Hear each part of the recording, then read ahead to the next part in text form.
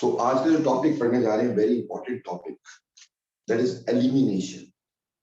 तो हमने पढ़नी है एलिमिनेशन क्या होती है।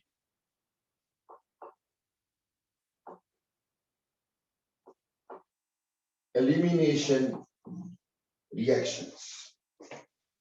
When you see elimination reaction क्या होती है, तो देखो बेटे इसका एक एग्जांपल लेते हैं। मान लो मेरे पास है CH3 CH2OH और मान लो इस पे मैंने कॉन्सेंट्रेटेड H2SO4 लगा दिया और किस पे लगाया 443 केल्विन पर।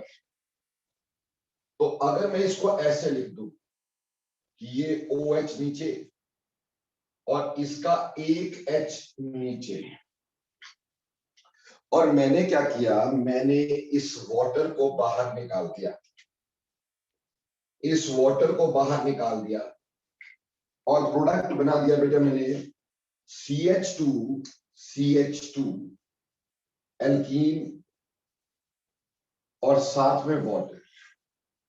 सो this reaction is called as elimination.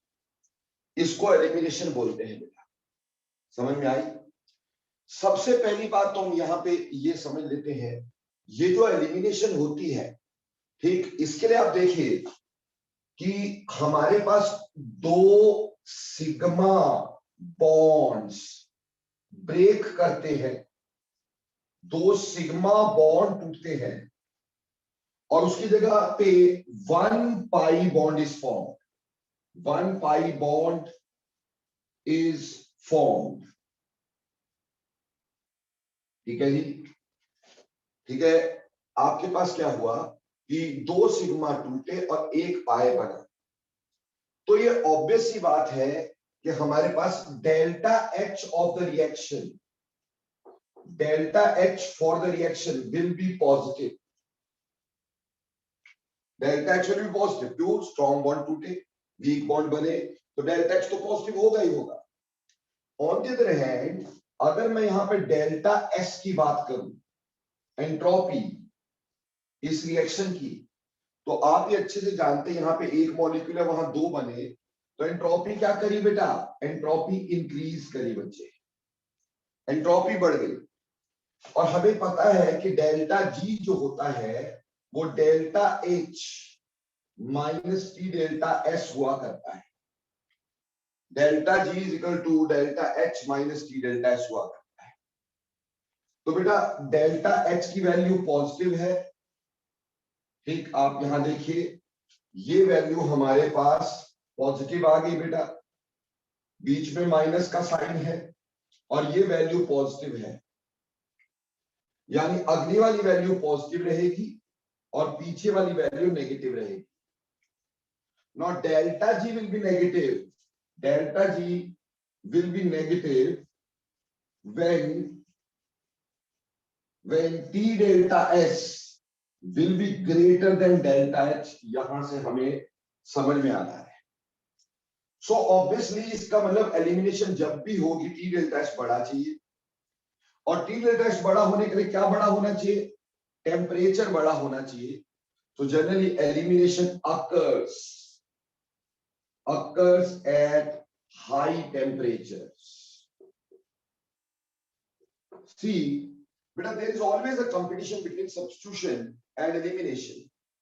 There is always a competition between, you can say, elimination and substitution. But high temperature generally favors this sort of elimination. Low temperature जो होता है वो आपको देता है substitution, high temperature आपको elimination देता है। अब एलिमिनेशन के टाइप्स देखते हैं बेटा।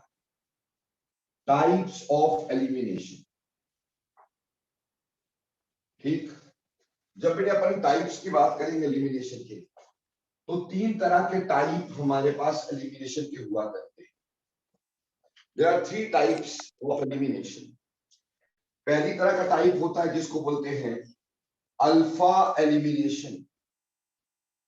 अल्फा एलिमिनेशन, देखो बेटे यहां पे एलिमिनेशन में दो ग्रुप निकलते हैं।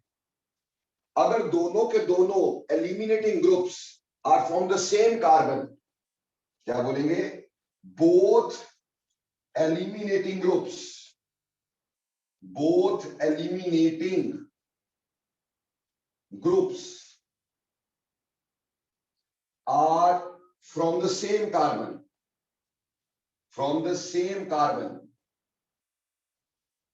अगर दोनों एलिमिनेटिंग ग्रुप सेम कार्बन से होते हैं उसको अल्फा एलिमिनेशन बोलते हैं। फॉर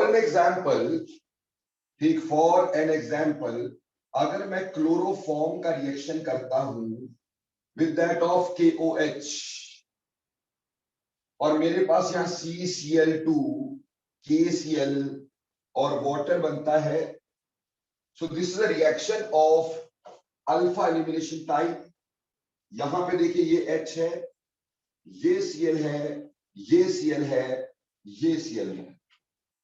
हमें अच्छे से समझ में आता है कि क्लोरीन इलेक्ट्रॉन खींच रहा होगा, ये क्लोरीन भी इलेक्ट्रॉन खींच रहा होगा और ये क्लोरीन भी इलेक्ट्रॉन खींच रहा होगा। उसकी वजह से ये सारे के सारे इलेक्ट्रॉन किससे खींचेंगे? हाइड्रोजन से। So hydrogen becomes highly positive.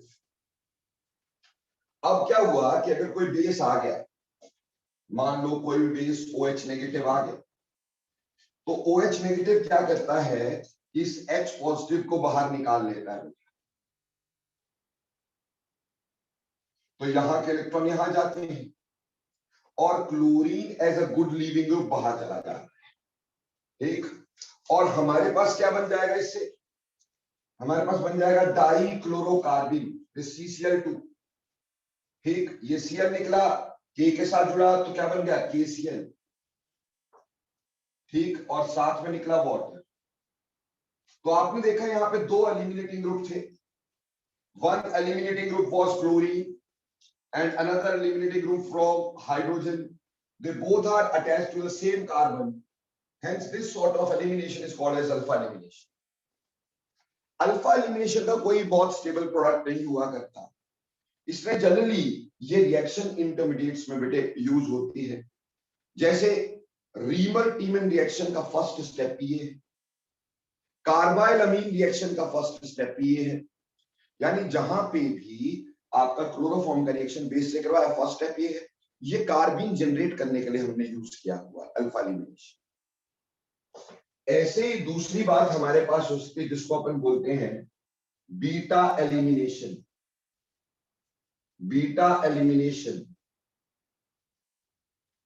अब बीटा एलिमिनेशन का मतलब क्या होता है बेटा? जब हमारे पास hydrogen is given by beta carbon, ठीक, दो लिविंग ग्रुप है, एक लिविंग ग्रुप तो निकल ही रहा है, ठीक, दूसरा hydrogen is released or given by beta carbon with the other leaving group,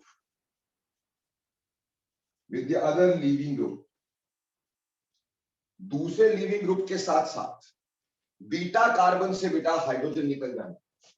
जैसे CH और यहां CH2Cl। मान लो यहां पे आपने अल्कोहलिक KOH लगाया, ऑब्वियसली KCl निकल के सामने आया और यहां पे हमारे पास CH2 बनेगा, साथ में KCl बनेगा, साथ में वाटर बनेगा। तो बेटे यहां से ये जो बाहर निकला है, आप देखिए लीविंग ग्रुप यानी क्लोरीन, ये निकला अल्फा कार्बन से, whereas hydrogen is given out by beta carbon. So this sort of elimination is called as beta elimination. हालांकि जरूरी नहीं होता कि बीटा एलिमिनेशन में ये हाइड्रोजन निकले, कई बार रीअरेंजमेंट भी होती है, तो वो कार्बोकेटाइन का बीटा कार्बन यहां पे देखा जाता है, कार्बोकेटाइन का बीटा कार्बन जहां पे रीअरेंजमेंट है। नाउ नेक्स्ट बात हमारे पास आती है gamma elimination.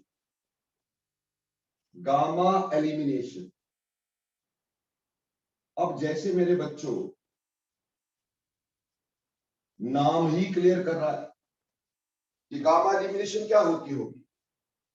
Obviously gamma elimination का क्या, जब गामा कार्बन से हमारे पास क्या हो, हाइड्रोजन निकले। फॉर एन एग्जाम्पल मेरे पास मान लो यहां Br है, यहां H है, ठीक है जी। और इसको करता हूं मैं बहुत strongly heat, very strongly heat करने से यहां से बेटे हमारे पास H और Br बाहर निकल जाए, ठीक, और बन क्या जाए, भले स्टेबल ये भी नहीं है, इसलिए ये रेयर रिएक्शन होते हैं। तो आप देखिएगा यहां alpha carbon, beta carbon, gamma carbon, तो hydrogen is given by gamma carbon, ठीक। So this sort of elimination is called as gamma elimination. जैसे आपको क्लियर किया कि गामा एलिमिनेशन में जो है इतना स्टेबल नहीं बनता, इसलिए ये रेयर रिएक्शन होते हैं, रेयर रिएक्शन। और अल्फा एलिमिनेशन का कोई मीनिंगफुल प्रोडक्ट नहीं होता, ठीक। तो फॉर इंटरमीडिएट फॉर्मेशन यूज होता है, फॉर इंटरमीडिएट फॉर्मेशन, क्योंकि जनरली इसका कोई स्टेबल प्रोडक्ट नहीं बनता है। तो यानी सबसे इंपॉर्टेंट हमारे पास हो गई बीटा एलिमिनेशन, ठीक, क्योंकि गामा एलिमिनेशन रेयर है और अल्फा एलिमिनेशन जो होती है उसमें इंटरमीडिएट की फॉर्मेशन होती है, कोई बेसिक रिएक्शन नहीं होता है, ठीक। तो हमारे लिए इंपॉर्टेंट होती है बीटा एलिमिनेशन। तो चलो जी बीटा एलिमिनेशन को करते हैं। ये नोट कर लिया बेटा आपने? जल्दी जल्दी बोलो बेटा, नोट कर लिया?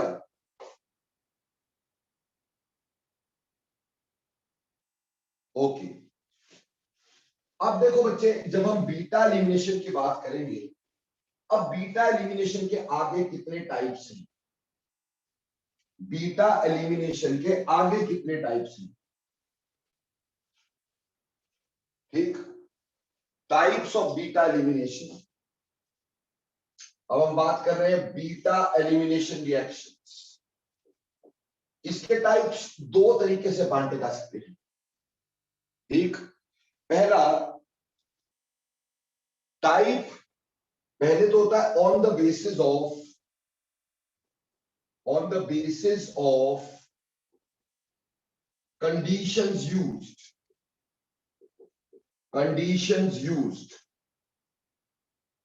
ठीक है जी, कि किस कंडीशन में हमने इसको किया है, पहले हम उसके ऊपर इसको बांटेंगे। On the basis of condition used, इसको बेटे हम आगे तीन तरीके से बांटते हैं, ठीक। पहली होती है acid catalysed beta elimination, acid catalysed beta elimination.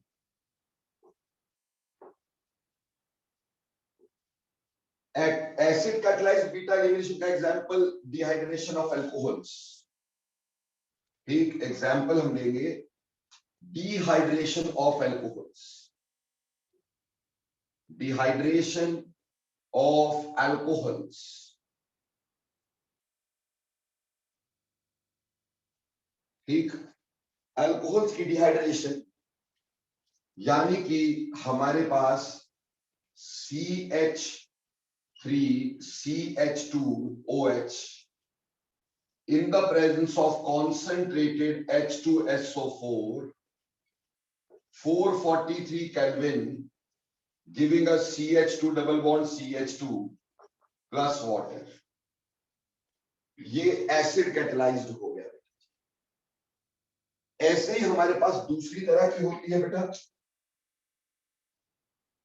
दूसरी तरह की हमारे पास होती है base catalysed beta elimination, base catalysed beta elimination.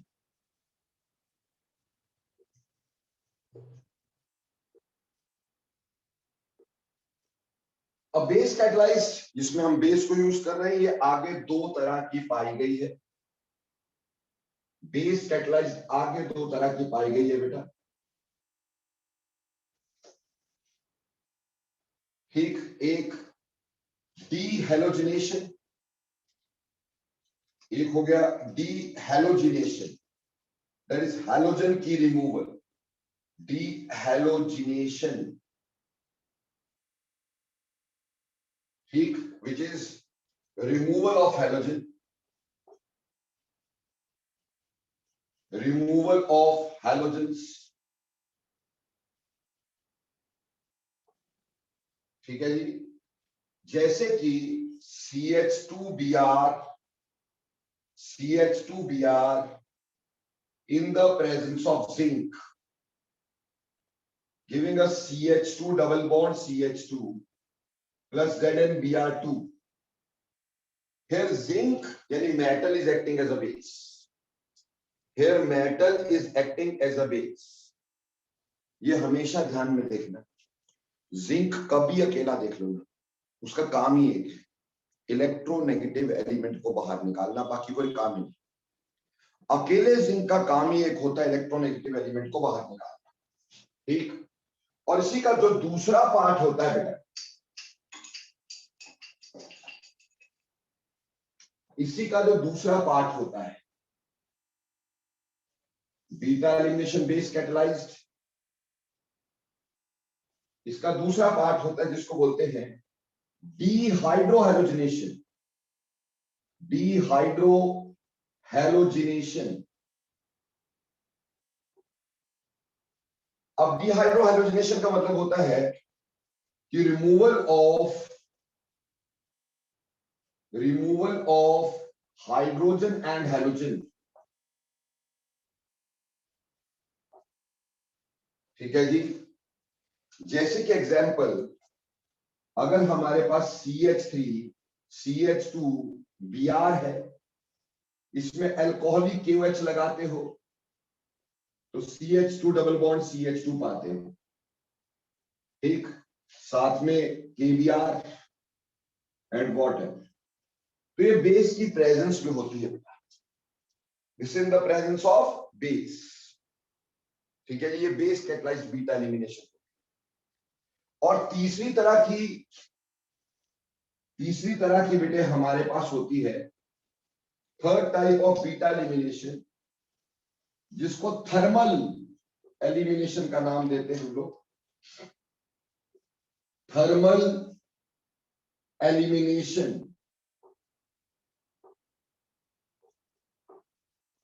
बेटा thermal elimination due to high temperatures, due to high temperature, ये भी आगे दो होती है, ठीक, ये भी आगे दो तरह की होती है। एक होती है पायरोलिटिक एलिमिनेशन, पायरोलिटिक एलिमिनेशन,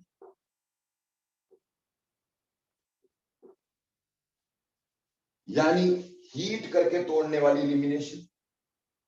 अब पायरोलिटिक एलिमिनेशन का एक एग्जांपल बताते हैं आपको।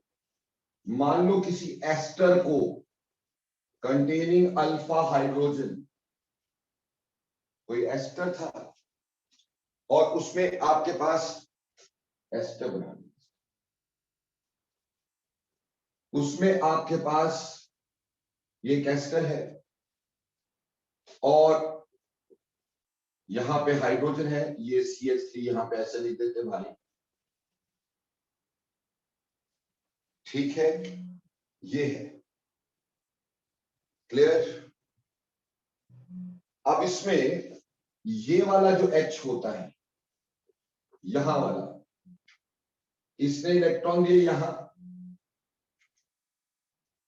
ठीक, इसने इलेक्ट्रॉन दिए यहां और यहां के इलेक्ट्रॉन गए यहां, and that is only on heating, only on heating, ठीक। तो बेटा यहां बन गया CH2 डबल बॉन्ड CH2, ठीक, और यहां से बाहर निकला CH3COOH।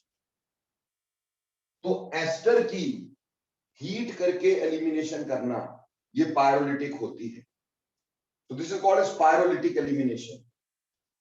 और पायरोलिटिक एलिमिनेशन, थर्मल एलिमिनेशन में एक और पार्ट आता है, पीटरसन्स एलिमिनेशन, पीटरसन्स एलिमिनेशन।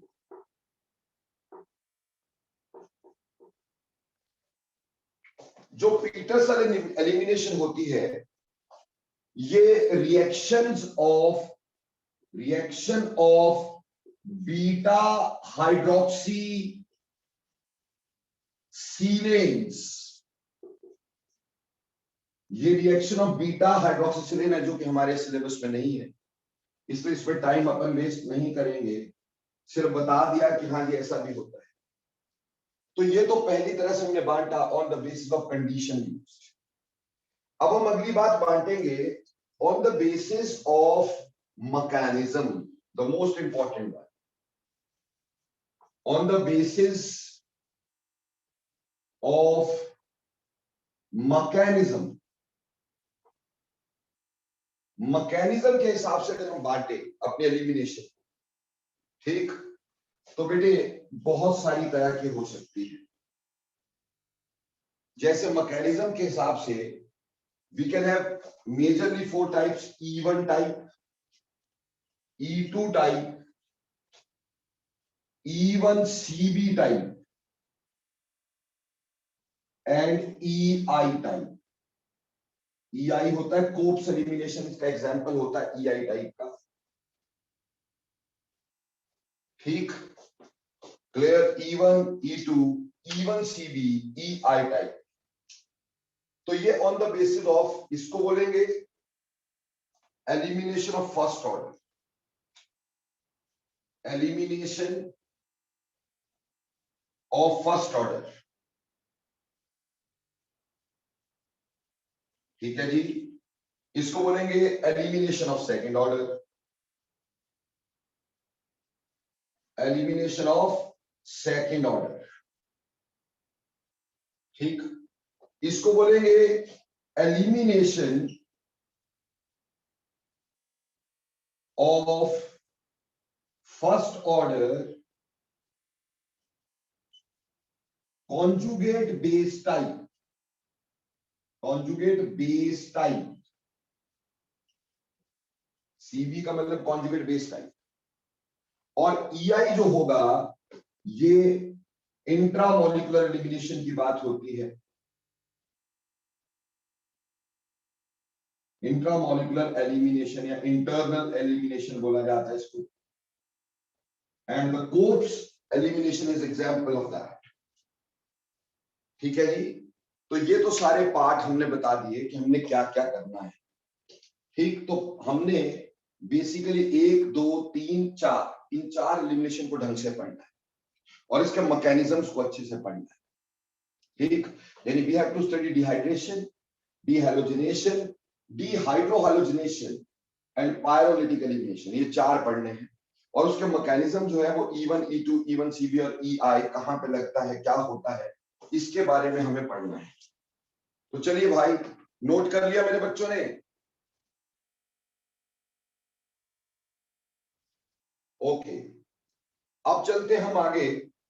सबसे पहले हम पकड़ेंगे E1 रिएक्शन कैसे होता है, ठीक, इसका मैकेनिज्म कैसे है, और फिर उसके ऊपर हम इसकी डिस्कशन करेंगे कहां पे क्या हो सकता है।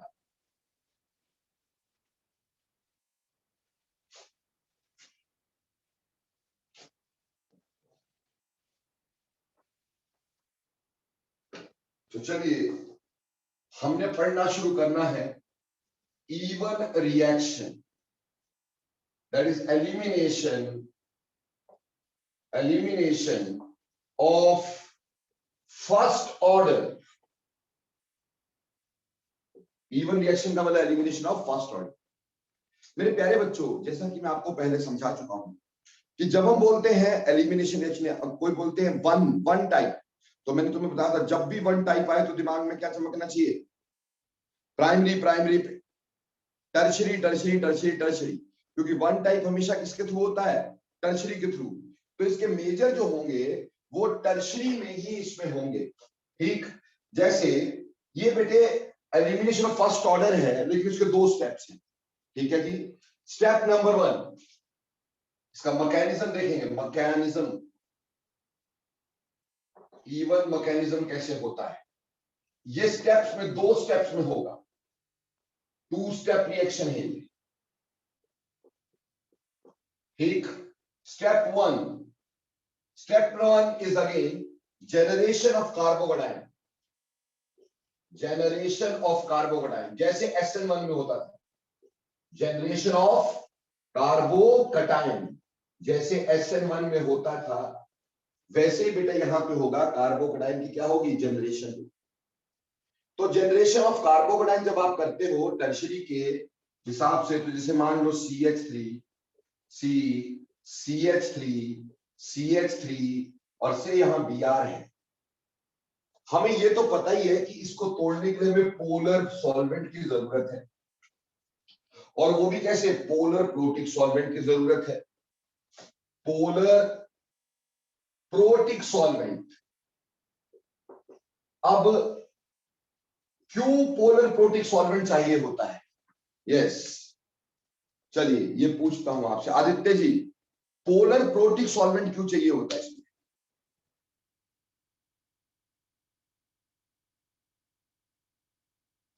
Yes mister Aditya, polar protic solvent क्यों चाहिए? लिखो नहीं, माइक ऑन करके बोलो।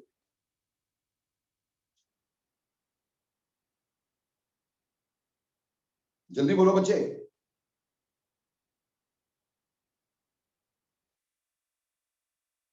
तानिष्क आप बताओ बेटा, पोलर प्रोटिक सॉल्वेंट क्यों चाहिए?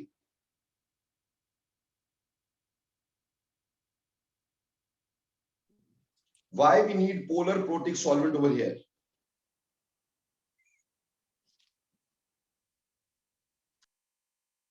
विष्णु आप बताओ बेटा, पोलर प्रोटिक सॉल्वेंट क्यों चाहिए?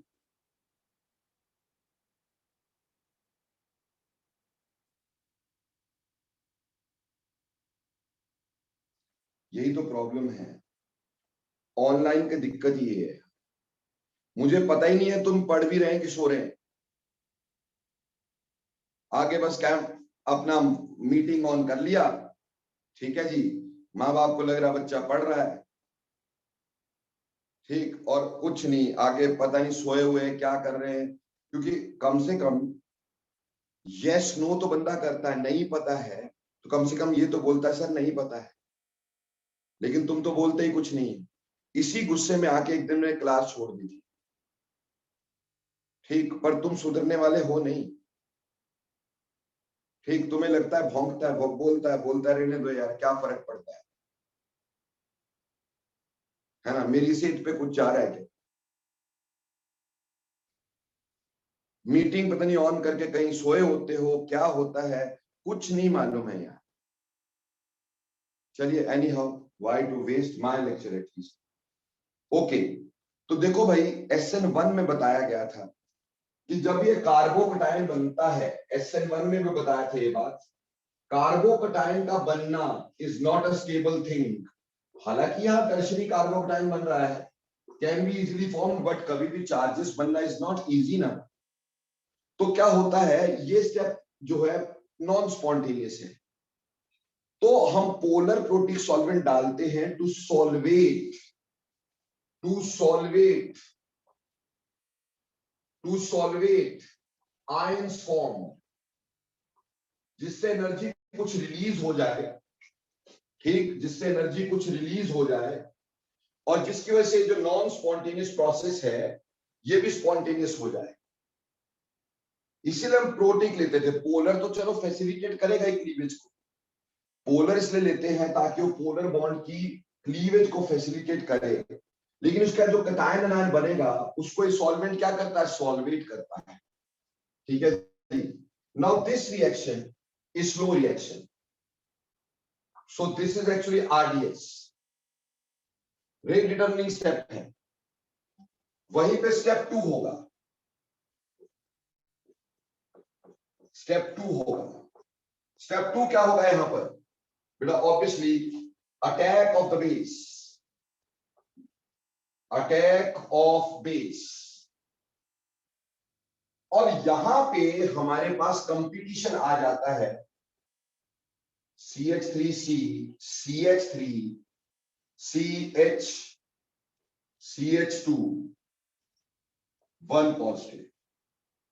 अब यहां पे हमारे पास कंपटीशन होता है, जो भी बेस हम यहां पे डाल रहे हैं, बेस हमेशा न्यूक्लियोफाइल होता है, बेस हमेशा न्यूक्लियोफाइल होता है, तो ये इस पॉजिटिव कार्बन पे भी अटैक कर सकता है। और ऑन द अदर हैंड हमारे पास ये वाला हाइड्रोजन हाइपर कॉन्जुगेशन भी कर रहे हैं, ये सारे हाइड्रोजन किसमें है, हाइपर कॉन्जुगेशन में है, तो ये हाइपर कॉन्जुगेशन भी कर रहे हैं और उसकी वजह से ये हाइड्रोजन भी पॉजिटिव है, तो OH यहां पे भी अटैक कर सकता है और OH यहां पे भी अटैक कर सकता है। So there is a competition कि अटैक यहां होगा कि यहां होगा। उसके लिए दो चीजें होंगी, आपके पास अगर बेस स्ट्रॉन्ग इनफ हुआ तो वो इस H को भी निकालेगा, लेकिन अगर बेस वीक हुआ तो H को नहीं निकाल पाएगा, तो सब्स्टिट्यूशन होगी।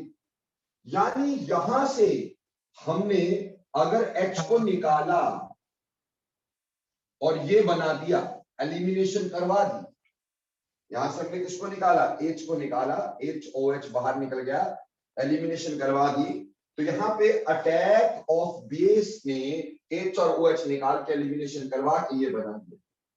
ठीक है, अब ये जो मैंने बनाया है आपके पास, ये जो बनाया है, यहां से बिल्कुल क्लियर होता है कि therefore strong basic condition is needed, basic conditions are needed for elimination। अगर बेसिक कंडीशन स्ट्रॉन्ग नहीं होती है, यहीं से क्लियर होता है, न्यूक्लियोफाइल तो है ये, तो अटैक तो यहां होना ही है, यानी कभी भी एलिमिनेशन का प्रोडक्ट में हमेशा प्योर नहीं होता, सब्स्टिट्यूशन का प्रोडक्ट में प्योर नहीं। हाँ, कुछ चंद चीजें होती है जहां पे हम प्योरिटी ले आते हैं, अदरवाइज जनरली क्या होता है कि एलिमिनेशन का सब्स्टिट्यूशन रहेगी, सब्स्टिट्यूशन का एलिमिनेशन रहेगी, क्योंकि ये जो स्टेप है SN1 में भी है और SN2 में भी, रादर E1 में भी है। अब ये न्यूक्लियोफाइल भी और ये बेस भी है, तो ये अटैक यहां पे भी कर सकता है, यहां पे भी कर सकता है। अगर बेस स्ट्रॉन्ग इनफ हुआ तो ये निकाल देगा, नहीं होगा तो यहां अटैक कर देगा, तो automatically depends upon the strength of base, elimination होगी कि सब्स्टिट्यूशन होगी। ये सबसे इंपॉर्टेंट बात अभी से दिमाग में डाल के चलना कि अगर बेसिक कंडीशन स्ट्रॉन्ग होती हैं, that takes the reaction towards elimination more than that of substitution. लेकिन अगर बेसिक कंडीशंस कम होती हैं तो ये इस H को नहीं निकाल पाएगा, उल्टा यहां अटैक करेगा, तो सब्स्टिट्यूशन ज्यादा हो जाएगा। क्लियर? ये आगे बताऊंगा, बट फिर भी यहां पे क्लियर होना जरूरी था। अब ये दो स्टेप्स हमारे पास हो गए, और इन दो स्टेप्स में हमने क्या देखा कि जो हमारे पास रेट है, रेट तो रेट डिटरमिनिंग स्टेप से देखते हैं, वो होता है K इंटू RX, इससे देखना रेट। तो ऑब्वियस सी बात हो गई कि यहां पे आप क्या, it only depends upon concentration of alkyl halide not on the base, so therefore it is a first order reaction, it is a first order reaction। यहां से हमें समझ में आ जाता है कि ये एक फर्स्ट ऑर्डर रिएक्शन है, it is a first order reaction, यहां से हमें समझ में आ जाता है। दूसरी बात, यहां पे polar protic solvent is needed. तीसरी बात, strong base is needed, strong base is needed, ये तीसरी बात है।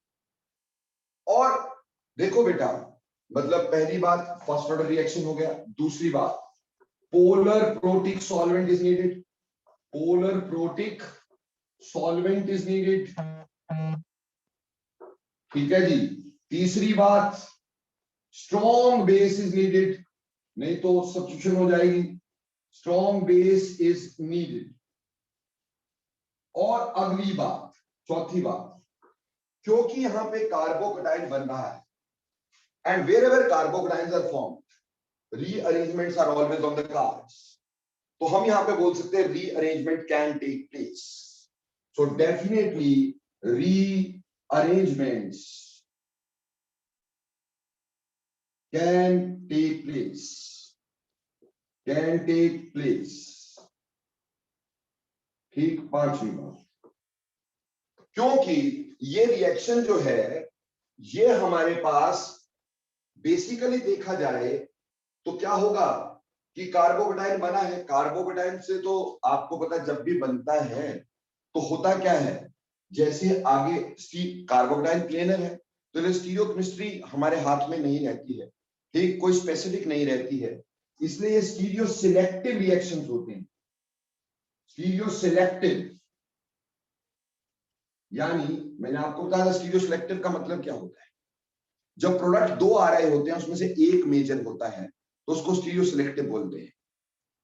ठीक, प्रोडक्ट एक से ज्यादा आ रहे हैं उसमें से एक मेजर है, वो स्टीरियो सिलेक्टिव, यानी एक पाथ की तरफ रिएक्शन ज्यादा है, स्टीरियो सिलेक्टिव। अगर एक ही प्रोडक्ट आ रहा हो वो स्टीरियो स्पेसिफिक होता है, ये स्टीरियो सिलेक्टिव है। एंड खास बात, ये रीजियो सिलेक्टिव भी होता है,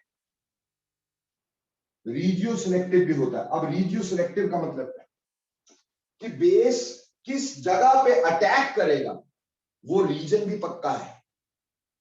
बेस किस जगह पे अटैक करेगा वो रीजन भी पक्का होगा। ये आगे जाके क्लियर करूंगा जब हम पढ़ेंगे सेट-जेप्स रूल, है ना बेटा। तो हमें ये भी पता होगा कौन सा हाइड्रोजन जा सके, किस पे अटैक ज्यादा आसानी से हो पाएगा। तो इसलिए रीजियो सिलेक्टिव भी है, स्टीरियो सिलेक्टिव भी है। रीजियो सिलेक्टिव यानी कहां पे अटैक होना है बेस का, कौन से रीजन पे, इसलिए उसको रीजियो सिलेक्टिव भी बोला। और स्टीरियो सिलेक्टिव क्योंकि इसमें एक से ज्यादा प्रोडक्ट बन सकेंगे, उनमें से कोई एक ज्यादा होगा, मेजर होगा। तो ये सेलेंट फीचर 3-4 मैंने यहां पे लिखे, ठीक है जी। अब आ जाते हैं हम अपनी औकात पे। तुम्हें याद होगा सबसे पहले हम क्या चीज पढ़ते हैं, ये मैकेनिज्म तुमने सारा लिख लिया, इसके सेलेंट फीचर सारे लिख लिए, पर इससे थोड़ी कंपटीशन क्लियर हो जाता है यार, इससे कुछ समझ थोड़ी आता है। टीचर लोग सिर्फ यही करवाते हैं, बट इससे थोड़ी समझ में आ जाता है क्वेश्चंस। क्वेश्चंस करने के लिए हमें एक एक चीज की ऐसे करनी होती। तो सबसे पहली बात हम पढ़ेंगे यहां पे कि इसमें सबस्ट्रेट कैसा हो, सबस्ट्रेट कैसा हो तो एलिमिनेशन कैसे हो। देखो भाई सिंपल सी बात है, कार्बोकेटाइन बन रहा है, ठीक, और मोर ओवर तभी बन रहा है क्योंकि उसके आसपास बेस आ नहीं पाता। तो वही बात जो SN1 में भी की थी, स्टीरिकली बल्कि, स्टीरिकली bulky substrate is needed, bulky substrate is needed, यानी कोई बड़ा सा स्टीरिकली बल्कि, ठीक, या बहुत बड़ा सा, जैसे टर्शरी कंपाउंड्स, टर्शरी कंपाउंड्स ऐसे सबस्ट्रेट होंगे, ठीक है जी, टर्शरी। दूसरी बात, secondary compounds branched at beta carbon, secondary compound branch at beta carbon, ठीक। Primary compounds with quaternary beta carbon, ठीक, primary compound with quaternary beta carbon. जैसे जैसे कि प्राइमरी, सेकेंडरी, टर्शियरी जो होगा, ठीक, उसमें अगर देखें, बोले ईज ऑफ डिहाइड्रो, ये बेसिकली अगर मैं बोलूं इसमें से, तो टर्शियरी का speed is more than secondary का speed is more than primary का स्पीड, स्पीड ऑफ रिएक्शन की बात करें, क्योंकि कार्बोकेटाइन की फॉर्मेशन टर्शियरी की easy than that of secondary. पर सर और क्या एग्जांपल, बेटे यहां पे एग्जांपल नहीं देंगे सबस्ट्रेट का, ठीक, सिर्फ अभी मैंने सबस्ट्रेट पढ़ाया है, क्योंकि सबस्ट्रेट में डीहाइड्रो हैलोजिनेशन में अलग तरह से देखते हैं, डिहाइड्रेशन में अलग तरह से देखते हैं, डीहैलोजिनेशन में अलग तरह से देखते हैं। तो वो हम वहां पढ़ेंगे कि किसकी स्पीड कितनी होगी। अभी सिर्फ ये समझ सकते हैं कि टर्शरी की speed is more than secondary which is more than primary, ये श्योर है। वो किसी भी तरह का होगा तो E1 में यही स्पीड रहेगी, ठीक है जी। ठीक, आगे विड्रॉइंग ग्रुप क्या करता है या फिर रिलीजिंग ग्रुप क्या करता है, वो अलग अलग जगह पे अलग अलग होता है, इसलिए उसको यहां तुम्हारे साथ मैं डिस्कस नहीं कर रहा हूं। यहां सिर्फ अपन ने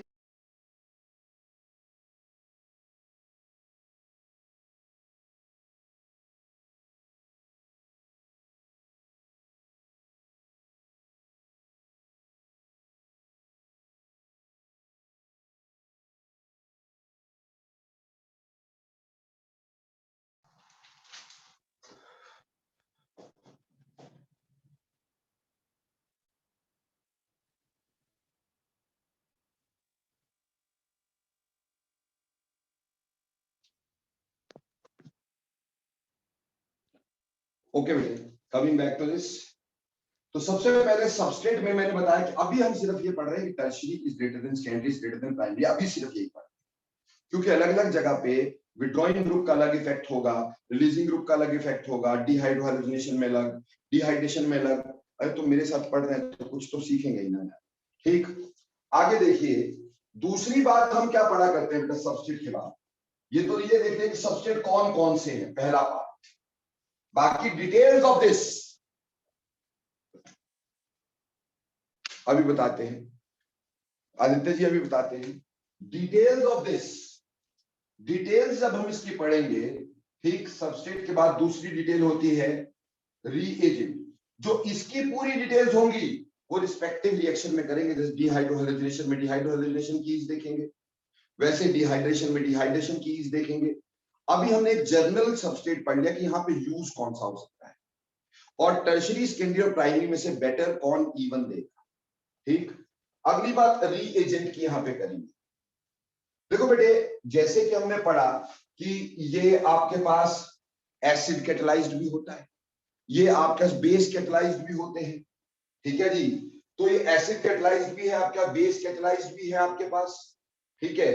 तो बेसिकली जो भी हो, यहां पे अगर एसिड कैटलाइज्ड है, एसिड कैटलाइज्ड है तो स्ट्रॉन्ग एसिड चाहिए, strong acids are needed,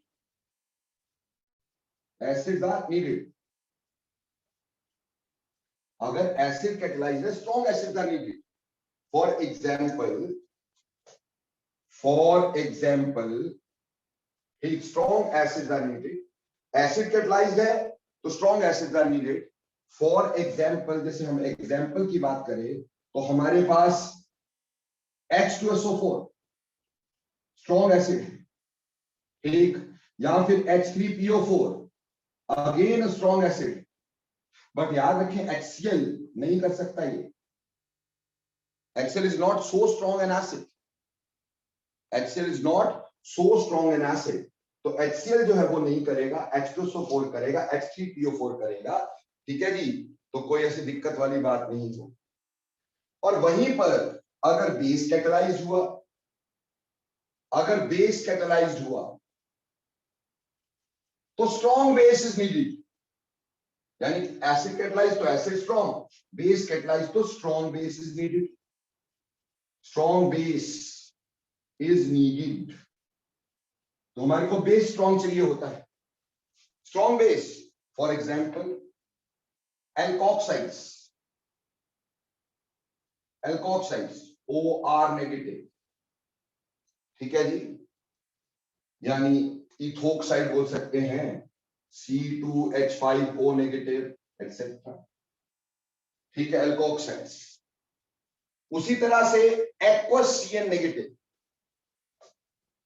aqueous CN negative strong base है बहुत, क्योंकि HCN वीकेस्ट एसिड होता है, CN स्ट्रॉन्ग बेस हो जाए।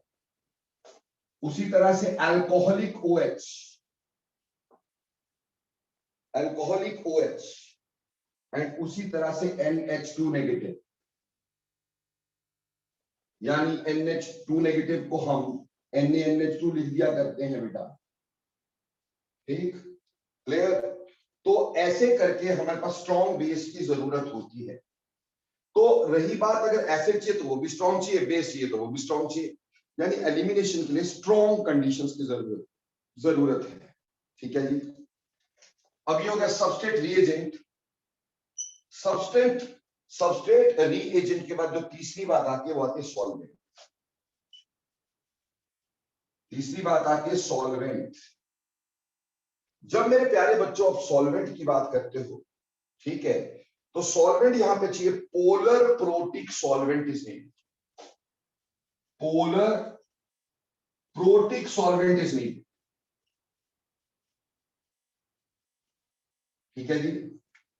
अब अगर पोलर प्रोटिक सॉल्वेंट की बात करेंगे, ठीक, पोलर प्रोटिक सॉल्वेंट की अगर बात करेंगे तो बेटा पोलर प्रोटिक सॉल्वेंट जो होता है, ठीक, पोलर प्रोटिक सॉल्वेंट इसलिए यूज होता है ताकि फर्स्ट स्टेप में जो कटायन और अनायन बने उनकी हाइड्रेशन हो सके।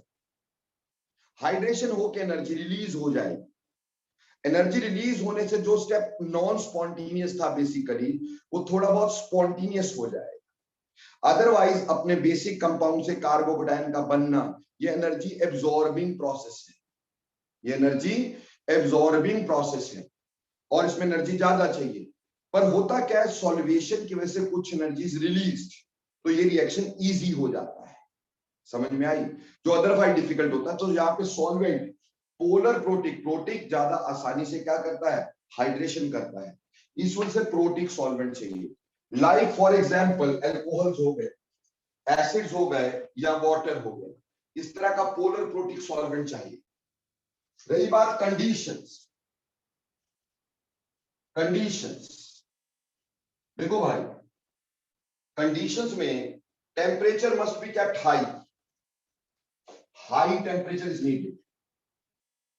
उसका लॉजिक शुरुआत में बता चुका हूं, टेम्परेचर इज नीडेड, क्योंकि इन रिएक्शन का डेल्टा एच पॉजिटिव होता है and they can only be spontaneous if T delta S is greater than delta H, and T delta S तभी ग्रेटर हो सकता है अगर टेम्परेचर ज्यादा हो। ठीक, तो यहां हाई टेम्परेचर चाहिए। और अगली बात, स्ट्रॉन्ग कंडीशन चाहिए। एसिड है तो स्ट्रॉन्ग एसिड, बेस है तो स्ट्रॉन्ग बेस। तो स्ट्रॉन्ग एसिडिक या बेसिक कंडीशन की जरूरत होती है, स्ट्रॉन्ग एसिडिक या बेसिक कंडीशन की जरूरत होती है। This is very very important, strong acidic या बेसिक कंडीशन की जरूरत होती है। अब ये तो हो गए चार चीजें, लेकिन जिसके लिए तुम पढ़ाई कर रहे हो वो है प्रोडक्ट, और उसको थोड़ा ध्यान से अब हम यहां पढ़ते हैं, क्योंकि जब मैं आगे तुम्हें बहुत सारी चीजें करवाऊंगा तो बेटे बहुत सारी जगहों पे बहुत सारी चीजें मुझे बतानी होंगी इसमें, इसलिए क्लियर करेंगे। पहले लास्ट चीज हम बात करेंगे प्रोडक्ट की इसमें, कि प्रोडक्ट इसमें कैसा होता है। ठीक, प्रोडक्ट E1 में कैसा होता है। देखो बेटे, E1 moves through carbocation, so obviously rearrangements are always on the cards, ये पक्का है, रीअरेंजमेंट के चांसेस पूरे हैं। ठीक, तो अगर केमिकल एस्पेक्ट बोलेंगे तो रीअरेंजमेंट के चांसेस पूरे हैं। तो यहां पे रीअरेंजमेंट्स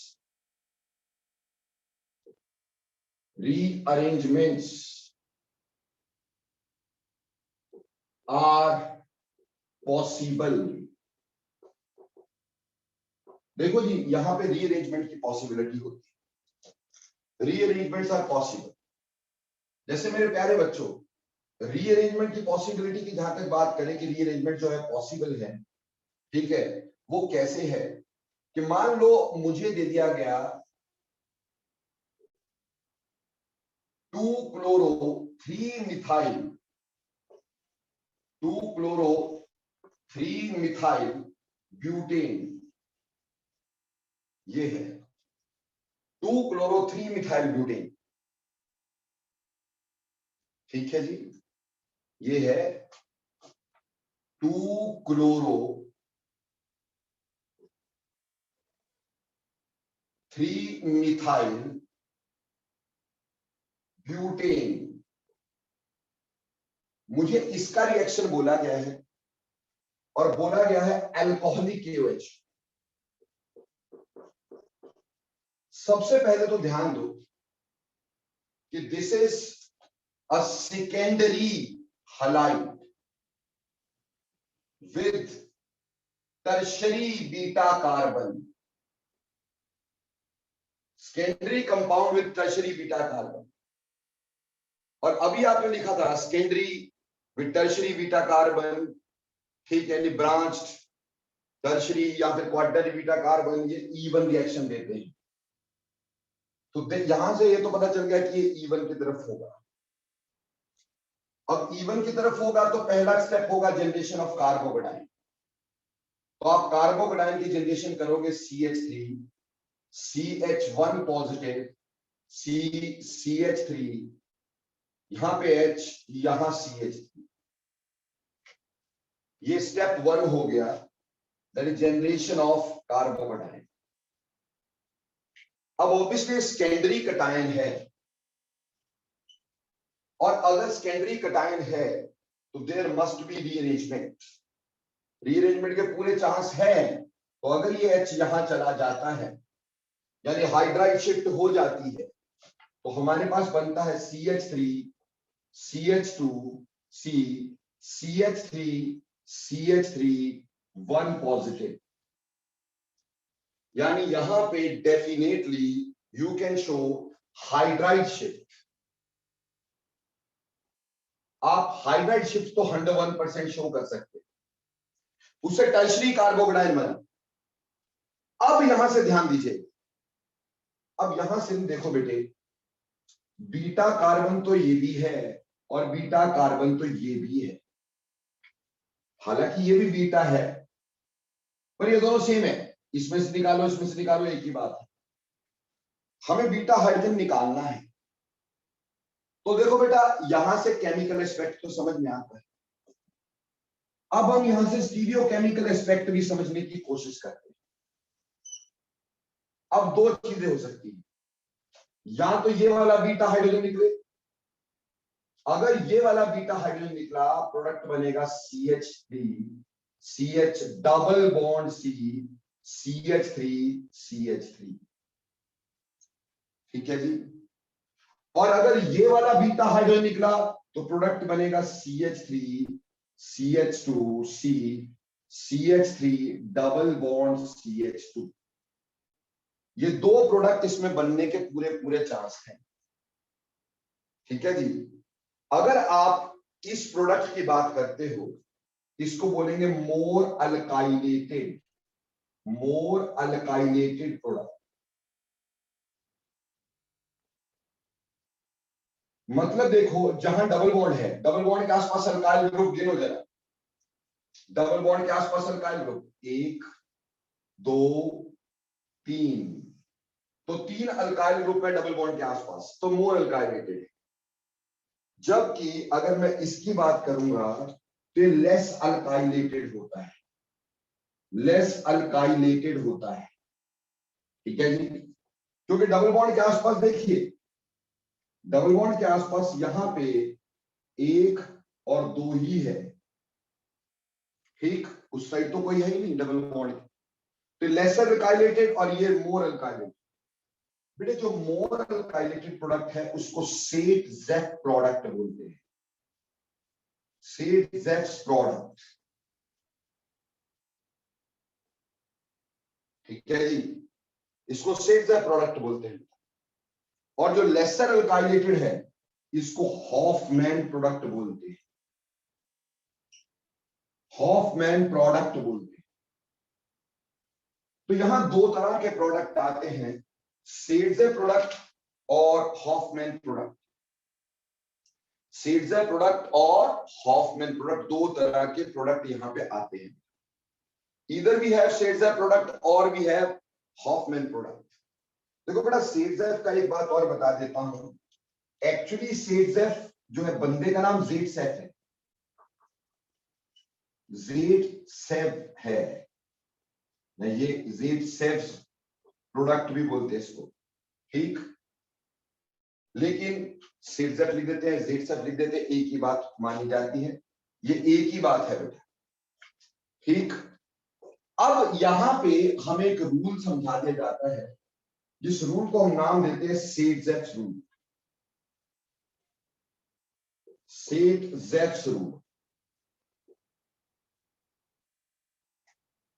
बेटा, जैसे कि मैं आपको क्लियर कर चुका हूं, सेट्जेफ रूल को आप जेडसेफ रूल भी बोलोगे तो किसी के पेट में दर्द नहीं है।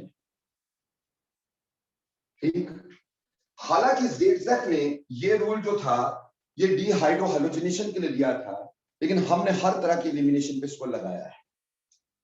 ठीक,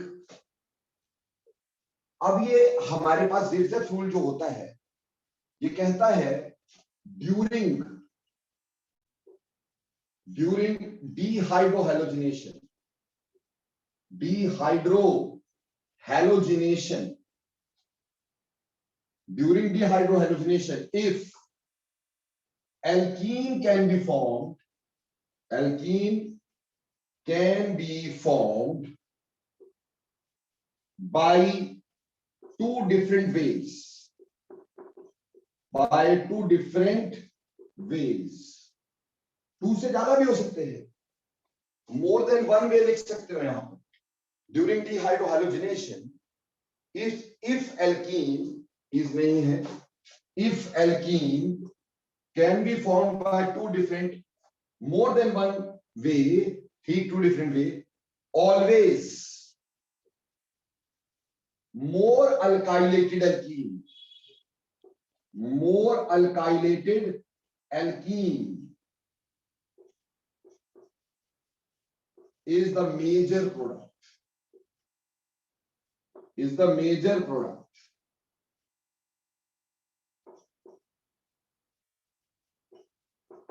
ठीक, यानी ज्यादातर हमारे पास सेडजेफ जो होता है वो मेजर प्रोडक्ट होता है।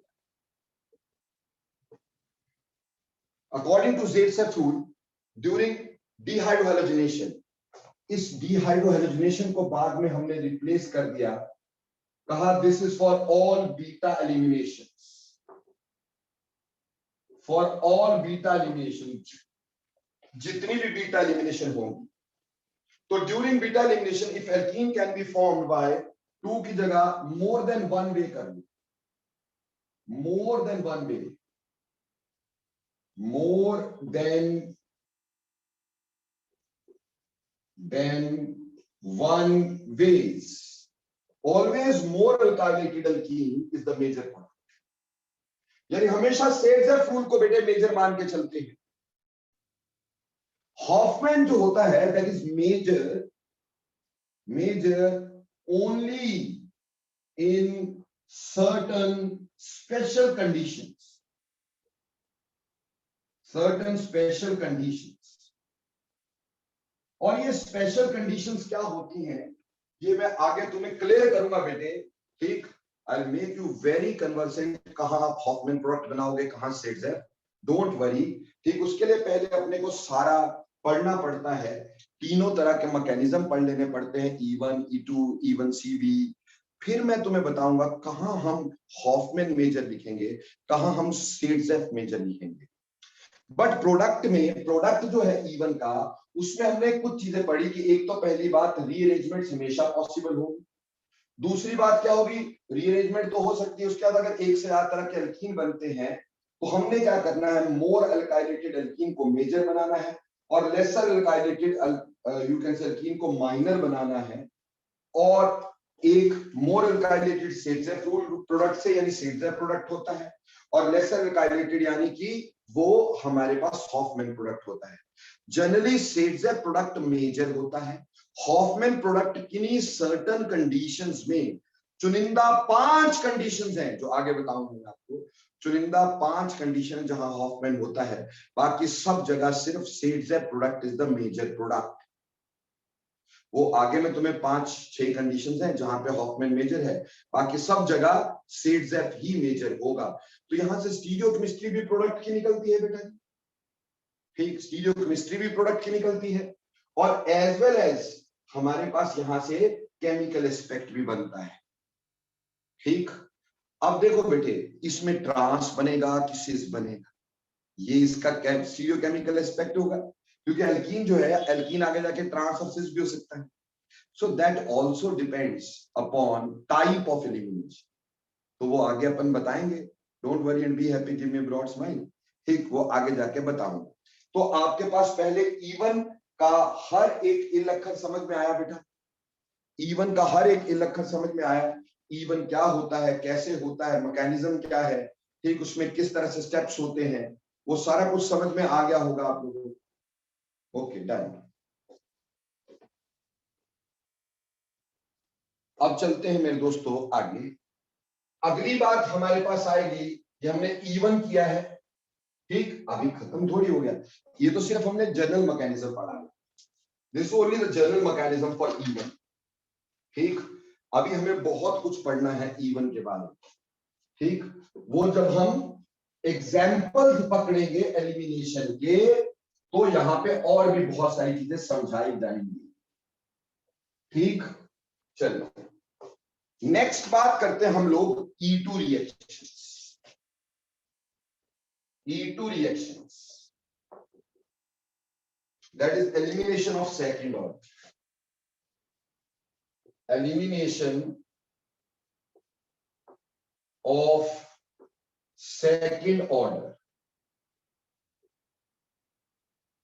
ठीक है दोस्तों, एलिमिनेशन ऑफ सेकंड ऑर्डर की जहां तक बात करें, एलिमिनेशन ऑफ सेकंड ऑर्डर ये one step reaction, this is a one step reaction, ठीक है। जैसा कि मेरे प्यारे बच्चों, मैं आपको पहले बता चुका हूं, जब कभी भी हमारे पास ऐसा हो जाए कि टू टाइप लिखा हुआ है, तो दिमाग में एक चीज हमेशा चमकनी चाहिए, क्या? प्राइमरी प्राइमरी प्राइमरी प्राइमरी, है ना भाई। तो यहां पे हम एक एग्जांपल लेके चलते, प्राइमरी अनब्रांच्ड।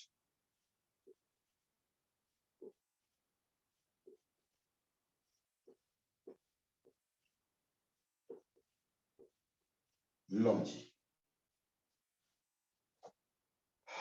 अब देखिए बेटा, हमने ऐसे पर्टिकुलर जगह पर क्या किया कि एक बेस डाला, से बेस हमारे पास था OH नेगेटिव, OH नेगेटिव ने अटैक किया। अब देखिए, ब्रोमीन यहां से इलेक्ट्रॉन खींच रहा था, तो ये कार्बन पॉजिटिव था। तो आपको ये अच्छे से मालूम है कि अगर कार्बन पॉजिटिव, उसका अल्फा हाइड्रोजन यहां पे इलेक्ट्रॉन देता है, ठीक है ना, हाइपर कॉन्जुगेशन करता है ना भाई, अगर कार्बन पॉजिटिव, उससे ये कार्बन पॉजिटिव हो जाता है, पार्शियली पॉजिटिव हो जाता है।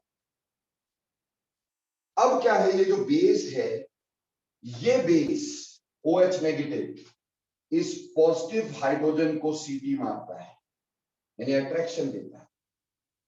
उसकी वजह से हमारे पास एक इंटरमीडिएट बीच में बन जाएगा, ध्यान दीजिएगा, ठीक, HCHCH,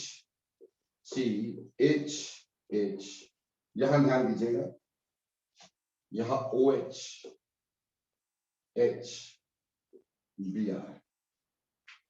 अब क्या है, इस OH और इस H में अट्रैक्शन बन रही है, क्योंकि H पॉजिटिव था, और ये वाली अट्रैक्शन टूट रही है, जो बॉन्ड था हमारे पास, एग्जिस्टिंग बॉन्ड टूट रहा है, यहां डबल बॉन्ड आ रहा है, क्योंकि ये वाले इलेक्ट्रॉन यहां आ रहे हैं, तो ये बॉन्ड टूट रहा है।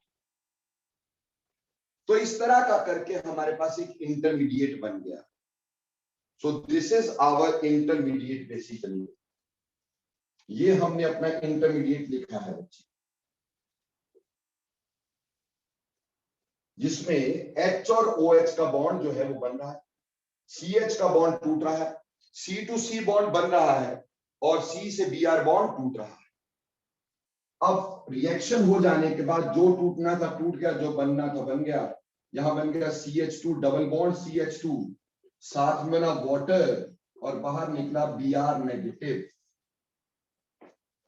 ये एक ही स्टेप में हुआ है, बीच में तो सिर्फ इंटरमीडिएट शो किया है बेटा मैंने, ठीक है, ओनली वन स्टेप में। अब अगर इसका मैं रेट लिखूंगा, इसका मैं रेट लिखूंगा, प्लीज ध्यान देना, रेट लिखते हुए यहां पर हम क्या लिखेंगे, K इंटू अल्काइल हैलाइड, वो तो है ही है, और साथ में जो भी बेस यूज कर रहे, ठीक है जी। And therefore it is a second order reaction, it is a second order reaction. मजे की बात, ये एक सेकंड ऑर्डर रिएक्शन है, ठीक, rate is K into RX into base, so it's a second order reaction. और एक मस्त बात बताऊंगा, किसी ने आज तक बताई नहीं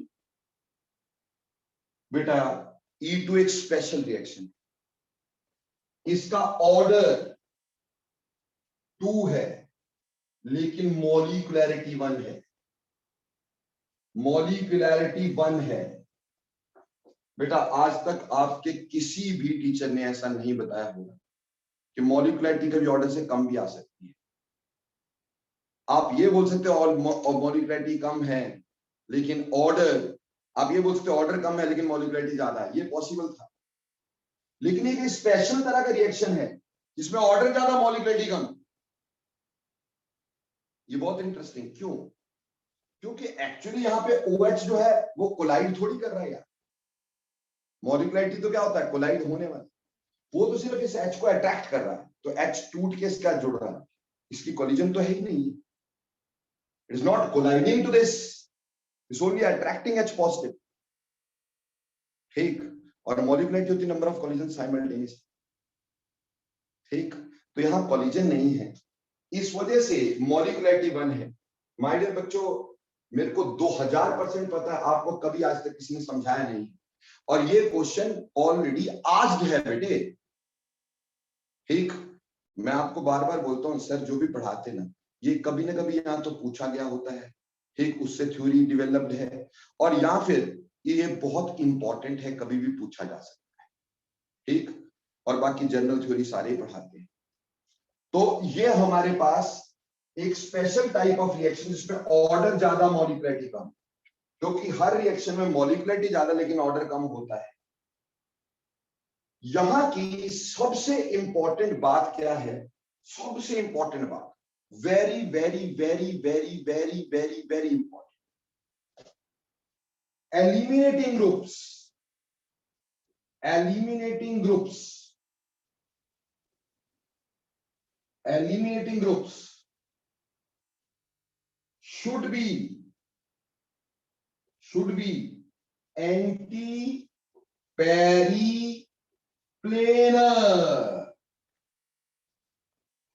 ये बहुत इंपॉर्टेंट बात है मेरे बच्चे कि eliminating group should be anti पेरिप्लेनर।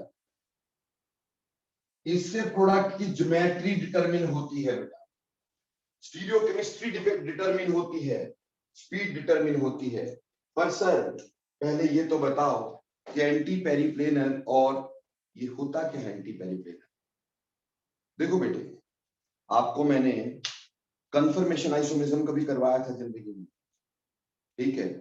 अब देखो उसमें एक न्यूमैन प्रोजेक्शन बनाई थी। मान लो मेरे पास एक न्यूमैन प्रोजेक्शन यू है। हमें पता है न्यूमैन प्रोजेक्शन में आगे वाला कार्बन हम ऐसे शो करते हैं और पीछे वाला कार्बन ऐसे शो करते हैं, और मान लेते हैं एक्लिप्स्ड पोजीशन में,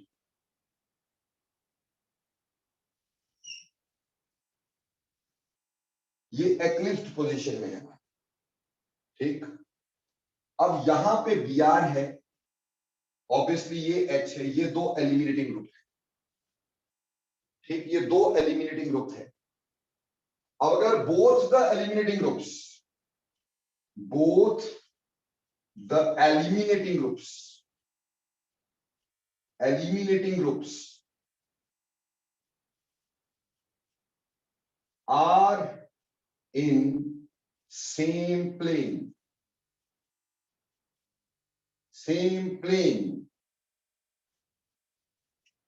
and orientation and same orientation,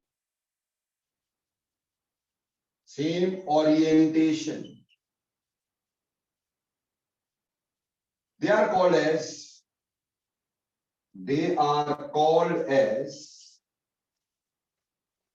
syn periplanar. They are called as syn periplanar. ये syn periplanar होता है। वहीं पर बच्चे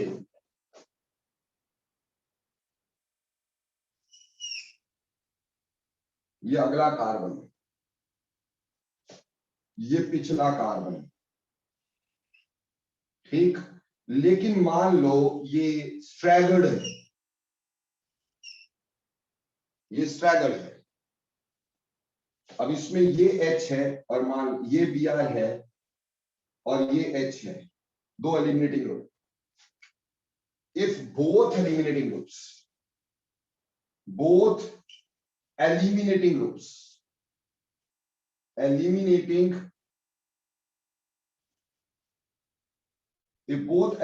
groups are in same plane but opposite orientation, opposite orientation, they are called as anti-periplanar. ना बहुत बहुत बहुत इंपॉर्टेंट बात है कि ये दोनों ग्रुप सेम प्लेन में होने चाहिए। प्लेन सेम है, प्लेन अलग अलग नहीं हुआ, लेकिन ओरिएंटेशन ऑपोजिट है, यानी एक आगे एक पीछे, एक ऊपर एक नीचे, ओरिएंटेशन अलग अलग है, प्लेन सेम है। ठीक है जी, तो उसको हम बोलते हैं कि एंटी पेरीप्लेनर, एंटी है पर एक ही प्लेन में है, ऑपोजिट पड़े आगे पीछे पर एक ही प्लेन में है। और अगर एक ही प्लेन में है पर कैसे है, उसकी ओरिएंटेशन भी सेम है, तो वो सिन पेरीप्लेनर है। यहां पे हमारे एलिमिनेटिंग ग्रुप इस तरह से होने चाहिए। This is the desired orientation, anti periplanarity. ठीक, anti periplanarity is the desired condition. Clear जी, समझ आया कि नहीं आया बेटा? उम्मीद है समझ में आ गया। अब देखो एंटी पेरीप्लेनरिटी को मैं समझाने की कोशिश करता हूं तुम्हें। इसके लिए चंद एग्जाम्पल लेकर चलते हैं, एंटी पेरीप्लेनरिटी की एग्जाम्पल्स।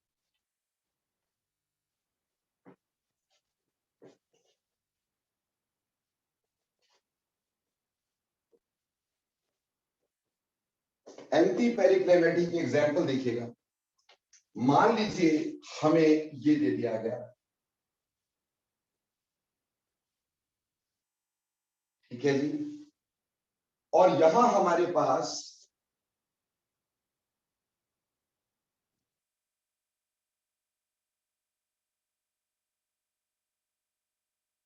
ये है, ठीक, यहां ये है,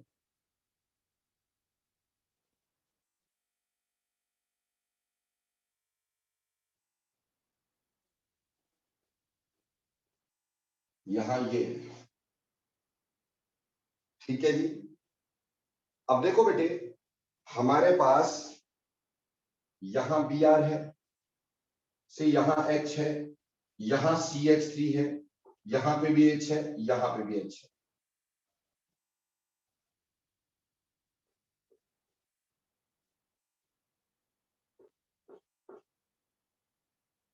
ठीक है जी, और इसमें अल्कोहलिक KOH लगाया।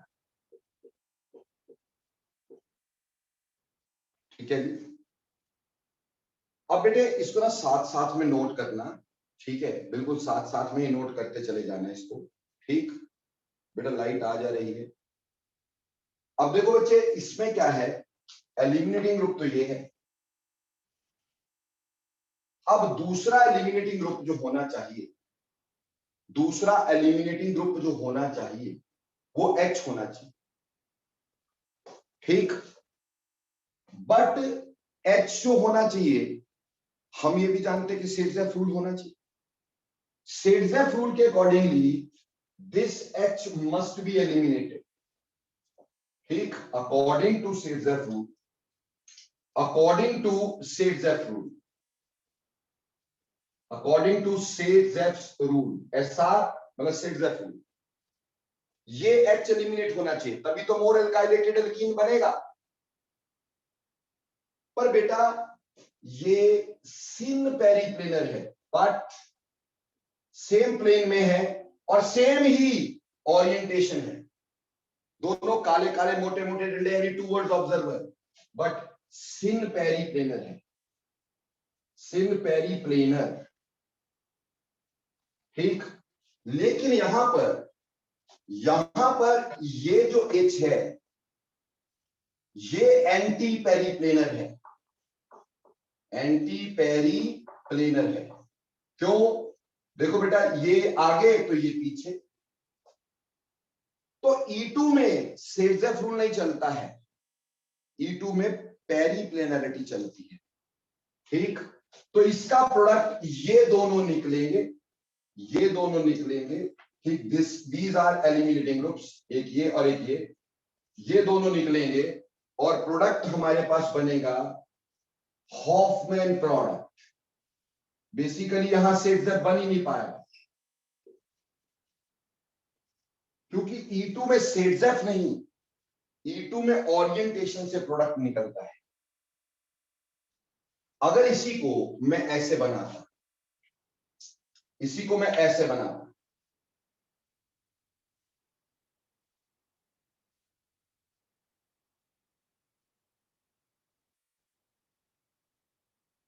यहां पे भी आप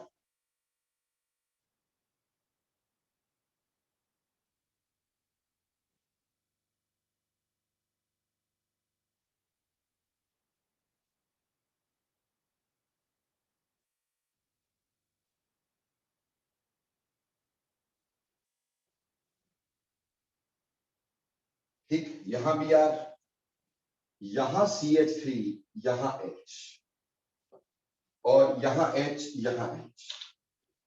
अब मुझे ये तो पक्का था कि अगर आगे है तो हाइड्रोजन पीछे चाहिए। तो बेटे ये जो है हमारे पास, ये भी एंटी पेरिप्लेनर है, एंटी पेरिप्लेनर, एनटीपीपी लिख दिया, और ये भी एंटी पेरिप्लेनर है क्योंकि ये आगे, ये दोनों पीछे। पर इसमें फायदा ये है कि ये वाला सेटजेफ भी है, मोर अल्काइलेटेड भी है, सो अकॉर्डिंग टू SR भी है। तो अगर हमारे पास चॉइस होगी, अगर हमारे पास चॉइस होगी कि सेटजेफ प्रोडक्ट भी बन सके और एंटी पेरिप्लेनरिटी भी रहे, तो फिर ये दोनों ग्रुप निकलेंगे।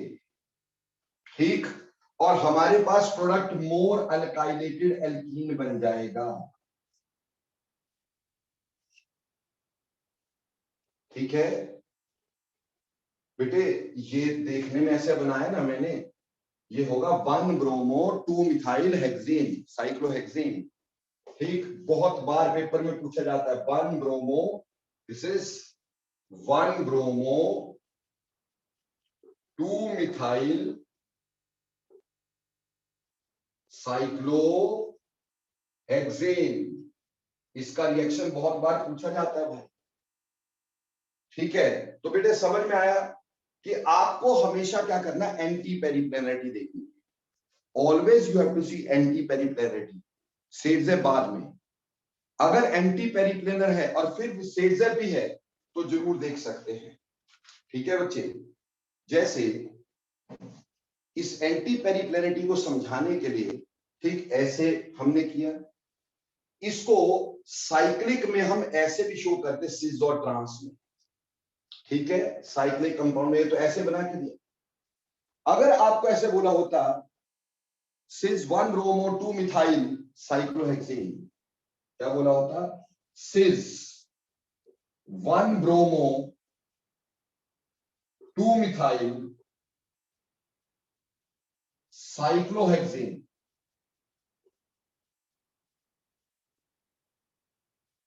ठीक है जी, सिस 1 ब्रोमो 2 मिथाइल साइक्लोहेक्सेन, और इसको अल्कोहलिक KOH में रिएक्ट करने को बोला होता।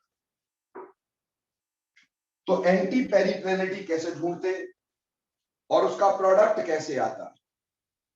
ठीक बेटे, ये वाला पार्ट मिटा दूं क्या? चलो मैं बताता हूं आपको, फिर उसके बाद आप मिटा लेंगे। पहली बात, सिस बनाएंगे कैसे। देखो साइक्लोहेक्सेन मैंने ऐसे बना दिया,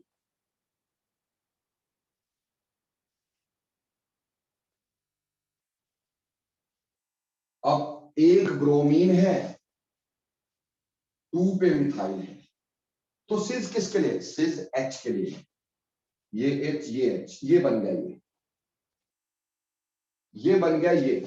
ठीक, इसको अल्कोहलिक KOH का रिएक्ट करने को मिला, ये हो गया, इसको अल्कोहलिक KOH का रिएक्ट करने को कहा गया।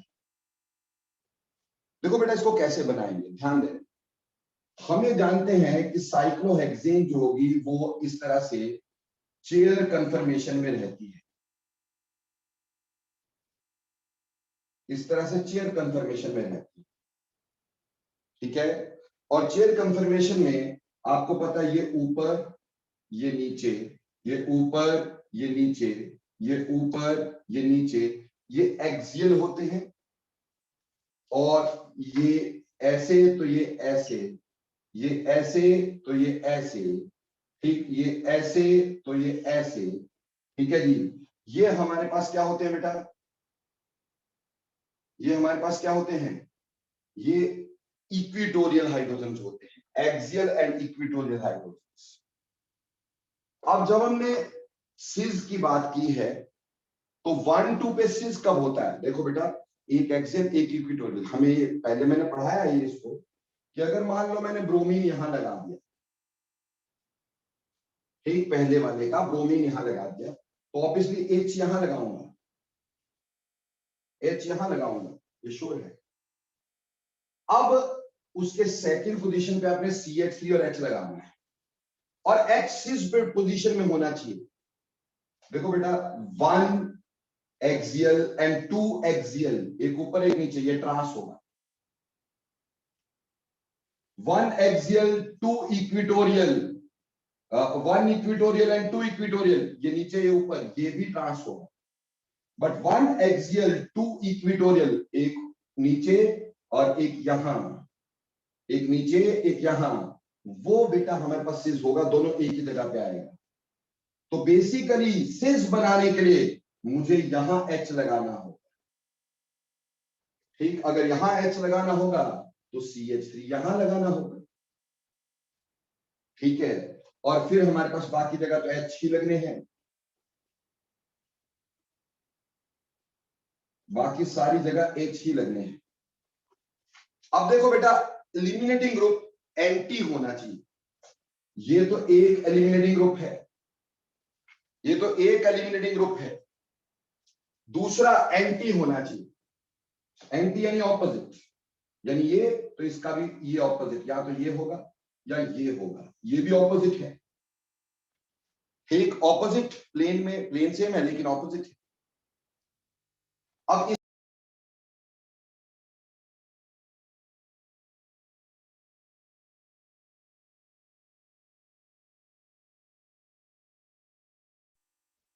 both are anti-periplanar, but this is anti-periplanar and according to Setzef rule also, shortcut में लिखा APP anti-periplanar और SC Setzef rule, ये अकॉर्डिंग टू Setzef rule भी है। तो निकलेंगे कौन से ग्रुप, ये निकल जाएगा और ये निकल जाएगा, इसलिए डबल बॉन्ड यहां आएगा, यहां, यानी इसके बीच में। तो बेटे जब मैं इसको बनाऊंगा, सो द प्रोडक्ट दस फॉर्म्ड इज, अगर मैंने CH3 यहां लगाया तो ये यहां, Setzef प्रोडक्ट बन गया, Setzef प्रोडक्ट बन गया ये, इसको क्या बोलेंगे, 1 मिथाइल साइक्लोहेक्सीन, क्या बोलेंगे, 1 मिथाइल साइक्लोहेक्सीन, 1 मिथाइल साइक्लोहेक्सीन। पर बेटे इसी को मैंने ऐसे दिया होता, ट्रांस 1 ब्रोमो 2 मिथाइल साइक्लोहेक्सीन, ठीक, पहले बोलो ये समझ में आ गया कि नहीं आ गया,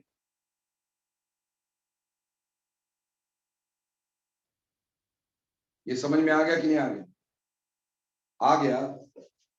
तो ये ट्रांस वाला करके मेरे व्हाट्सएप पे डालोगे तुम सारे के सारे, ठीक, और कौन से, अलग अलग नहीं, ग्रुप वाले पे, सारी कम्युनिकेशन ग्रुप वाले पे होगी, मैं बाकी नहीं देखूंगा, ठीक।